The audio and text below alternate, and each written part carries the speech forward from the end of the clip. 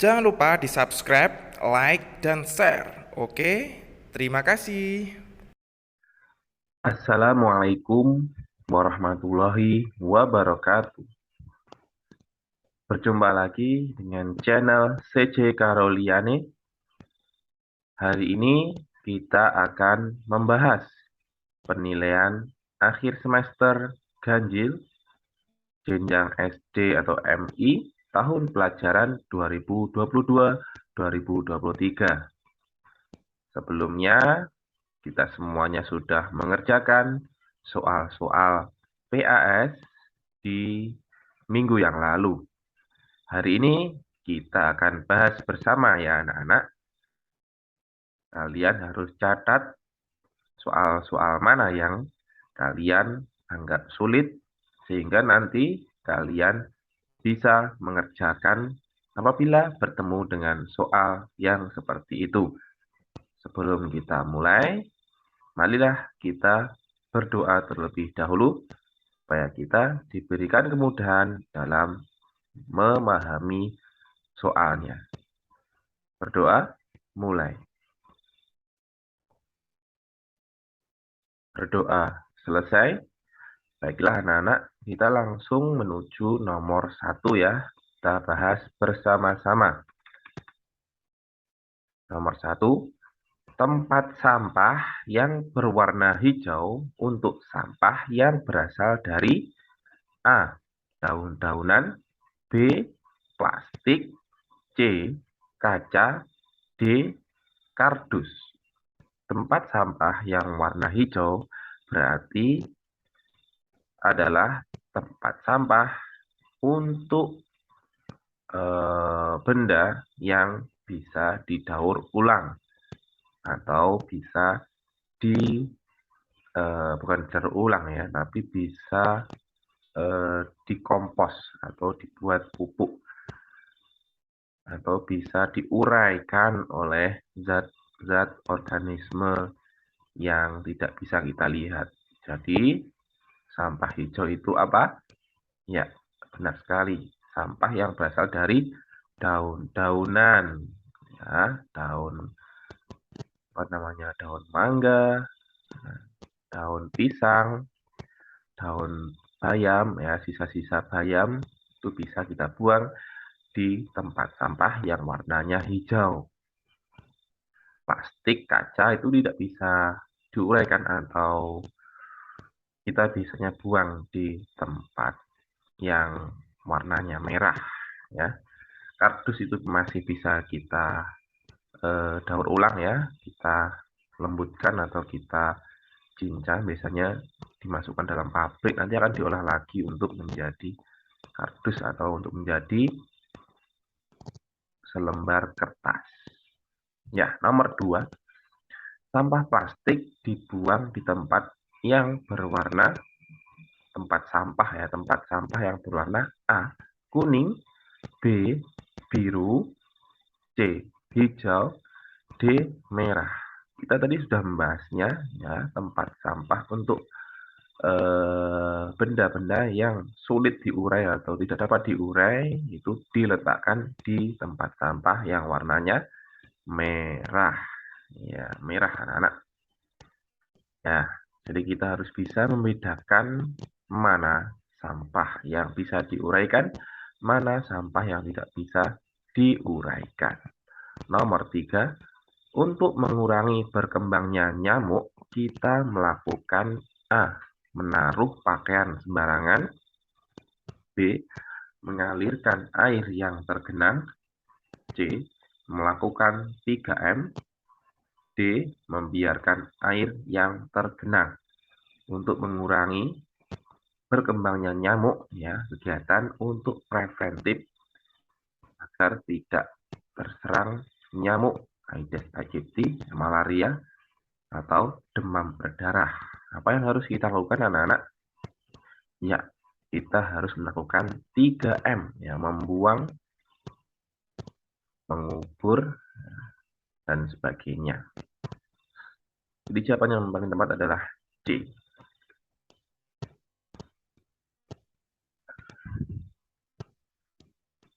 3M itu mengubur, menguras, dan memendam.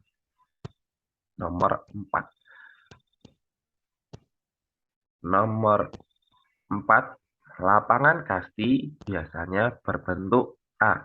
Segi 4, B. Segi 5, C. Segi 6, D. Segi 8. Lapangan bola kasti, ya permainan kasti biasanya berbentuk segi 4, anak-anak. Yang kita mainkan di di minggu-minggu yang lalu lah ya, sebelum kita melaksanakan PAS, kita lakukan permainan bola kasti. Menarik dan menyenangkan. Jadi jawaban nomor 4 adalah A, segi 4. Nomor 5, kita tarik. Di bawah ini yang termasuk permainan outbound adalah A. Berenang, B. Meluncur menggunakan tali ya, atau disebut dengan flying fox, C. Mendaki gunung, D. Bersepeda. Ini ya, bukan sepeda. Di bawah ini yang termasuk permainan outbound. Outbound itu adalah permainan-permainan di luar kelas atau biasanya dilakukan di taman atau dimanapun itu yang bisa kita untuk menambah pengalaman dan rasa percaya diri. Jadi nomor 5, jawaban yang paling tepat adalah meluncur menggunakan tali. Ini juga untuk menambah keberanian kita, melatih keberanian. Jadi jawaban nomor 5 adalah B, meluncur menggunakan tali. Nomor 6, penyakit demam berdarah disebabkan oleh A. Tikus, B. Lalat, C. Nyamuk Aedes aegypti, atau D. Nyamuk Anopheles. Nah, ini dia. Kita harus melakukan 3M supaya kita tidak terkena penyakit demam berdarah. Ingat 3M, menguras, mengukur, dan apalagi ya? Lupa ya.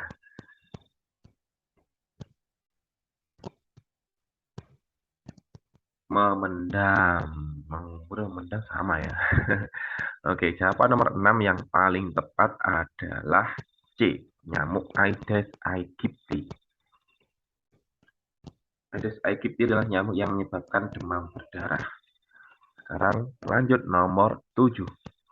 Tujuan melakukan pendinginan adalah A. Mengembalikan kondisi badan, B. Mengembalikan tenaga yang terkuras, C. Mengembalikan tubuh yang capek, D. Mengembalikan pegal dan linu. Tujuan latihan pendinginan atau pelaksanaan pendinginan di dalam berkegiatan olahraga, tujuannya adalah mengembalikan kondisi badan seperti semula. Jadi setelah kita berkegiatan, ya posisi badan kita, jantung kita berdetak kencang, tubuh kita panas. Nah, pendinginan itu adalah berguna untuk mengembalikan posisi badan, suhu badan, detak jantung untuk kembali ke posisi semula. Jadi jawaban nomor 7 adalah A, mengembalikan kondisi badan seperti semula. Lanjut kita bahas nomor 8. Sit up bertujuan untuk melatih otot A. Pinggang, B. Perut, C. Punggung, D. Lengan. Sit up adalah gerakan yang dimana diawali dengan terlentang, kemudian badan diangkat sampai dada kita menyentuh lutut. Ya. Jadi jawaban yang benar adalah untuk melatih otot perut, sit up. Nah, untuk melatih otot pinggang itu back up, anak-anak latihan back up, pinggang dan punggung. Untuk melatih otot lengan menggunakan push up, benar sekali. Nomor 9. Pukulan menukik tajam ke tanah dalam permainan bola voli dinamakan A. Pukulan smash, B. Pukulan lambung, C. Pukulan dasar, D. Pukulan menyusur tanah. Ini tendangan sepak bola ini ya. Nah, di sini permainan yang bisa kita latih ini adalah permainan bola voli yang dimana tekniknya adalah pukulan keras menukik ke bidang permainan lawan. Ditambahkan dengan pukulan smash. Ya, smash adalah pukulan tajam mengarah ke bidang permainan lawan yang tujuannya untuk mematikan permainan lawan. Nomor 10, masing-masing sisi pada lapangan rounders berukuran A 10 meter, B 15 meter, C 20 meter, D 25 meter. Nomor 10, berapa ukuran lapangan rounders? Jawabannya adalah 15 meter. Nomor 11, yang termasuk alat senam ketangkasan adalah A. Simpai, B. Tali, C. Palang jajar, D. Hula hoop. Ya, nomor 11 jawabannya adalah C. Palang jajar ya, ketangkasan. Simpai, tali, dan hula hoop itu termasuk alat senam ritmik. Nomor 12, melakukan latihan sirkuit bertujuan untuk A. Meningkatkan daya tahan tubuh, B. Badan menjadi cepat lelah, C. Tubuh terasa sakit, D. Perbaikan penyembuhan. Melakukan latihan sirkuit itu latihan yang dimana gerakan-gerakan dari setiap gerakan itu ditata sejajar ya. Misalnya dibagi menjadi pos-pos. Pos 1 push up, pos 2 sit up, pos 3 mungkin lari tepuk atau jumping jack dan sebagainya ya. Jadi tujuan latihan sirkuit untuk meningkatkan daya tahan tubuh kita. Jawaban yang paling tepat nomor 12 adalah A. Meningkatkan daya tahan tubuh. Nomor 13, yang termasuk alat senam ritmik di bawah ini adalah A. Gelang-gelang, B. Kuda pelana, C. Ring, atau D. Simpai. Bukan simapai ya, tapi simpai. Nah, alat senam ritmik yang termasuk alat senam ritmik adalah simpai. Ya, simpai, tali, dan hula hoop itu adalah alat senam ritmik. Nomor 14, penyakit kulit. Nah, ini bukan kulit ya, tapi kulit. Nah, contohnya panu dan kadas, kurap ya, disebabkan oleh A. Jamur, B. Bakteri, C. Virus, C. Nyamuk. Nah, penyakit panu, kadas, kurap itu disebabkan oleh jamur anak-anak. Nah, makanya kita harus bersih diri ya dengan mandi 3 kali sehari minimal. Atau setelah kita berkeringat, kita harus mandi supaya tidak ada jamur di tubuh kita. Nomor 15, cara memasuki garis finish yang betul adalah A. Dengan melompat ke garis finish, B. Dengan menyayunkan kedua tangan ke garis finish, C. Dengan memasukkan salah satu togok ke garis finish, D. Dengan melakukan jingkat ke garis finish. Dalam lari cepat, teknik untuk masuk garis finish yang benar adalah dengan memasukkan salah satu togok ke garis finish ya. Nomor 16, biasanya sit up untuk melatih otot anggota bagian A. Tangan, B. Leher, C. Kaki, D. Perut. Untuk melatih otot perut, ya kita harus biasa dengan sit up. Untuk melatih otot tangan dengan push up. Untuk melatih otot kaki dengan melompat. Jadi, sit up itu untuk melatih otot anggota bagian perut. Jawaban nomor 16 adalah D. Nomor 17, latihan inti dalam senam kesegaran jasmani atau SKJ dilakukan setelah A. Latihan pendinginan, B. Latihan pemanasan, C. Latihan pemanasan dan pendinginan, atau D. Latihan pendinginan dan pemanasan. Latihan ini dalam senam kesegaran jasmani (SKJ) dilakukan setelah latihan pemanasan. Jadi, urutan yang benar adalah latihan pemanasan, latihan inti, dan latihan pendinginan. Jadi jawaban nomor 17 yang tepat adalah B, latihan pemanasan. Nomor 18, pengambilan nafas gaya dada dilakukan setelah melakukan A. 1. Tangan dibuka, kepala naik. B. Kedua tangan dibuka, kepala naik. C. 2 kaki dibuka, kaki naik. D. 1 kaki dibuka, kepala naik. Pengambilan nafas gaya dada atau gaya katak dilakukan setelah melakukan kedua tangan dibuka, kepala naik. Ya, jadi jawabannya adalah B.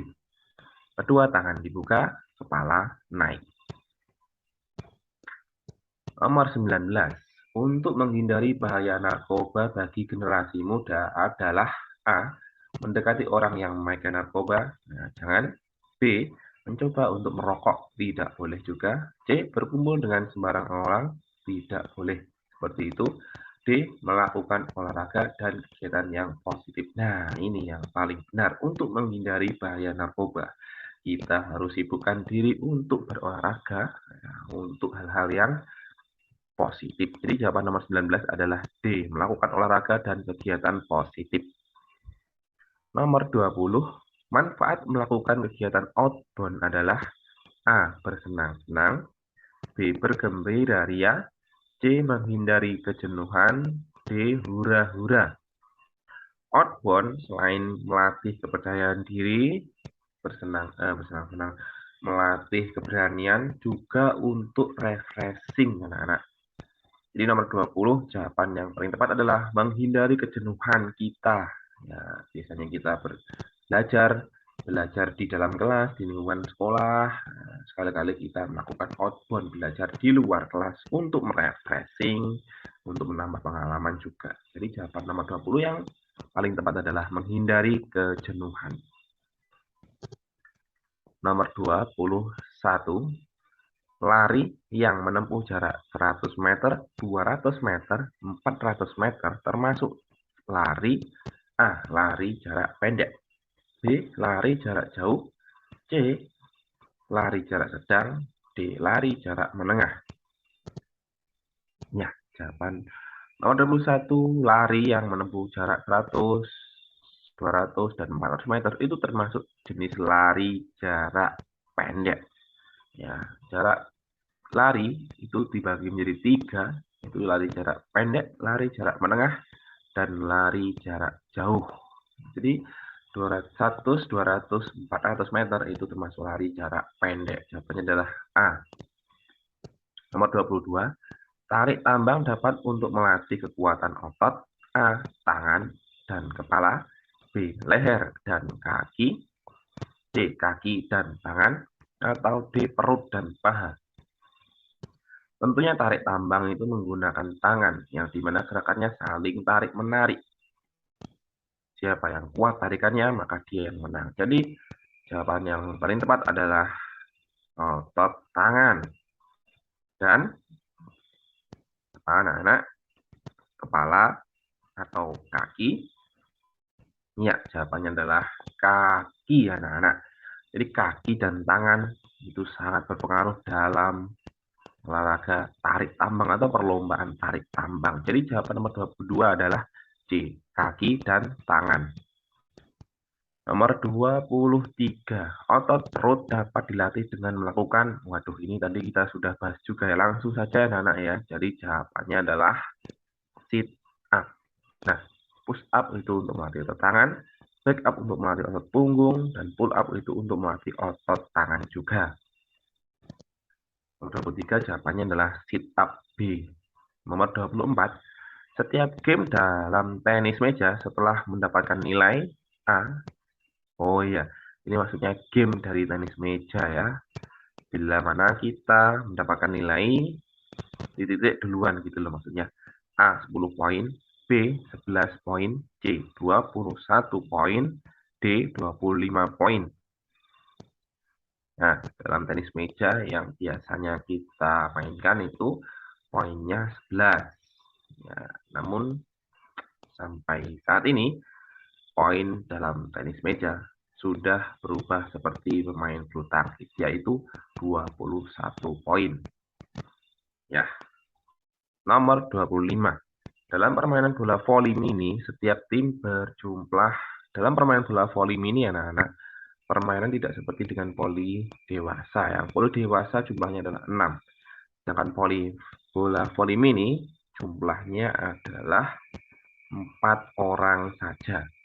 Ya, jadi jawabannya adalah A, 4 orang.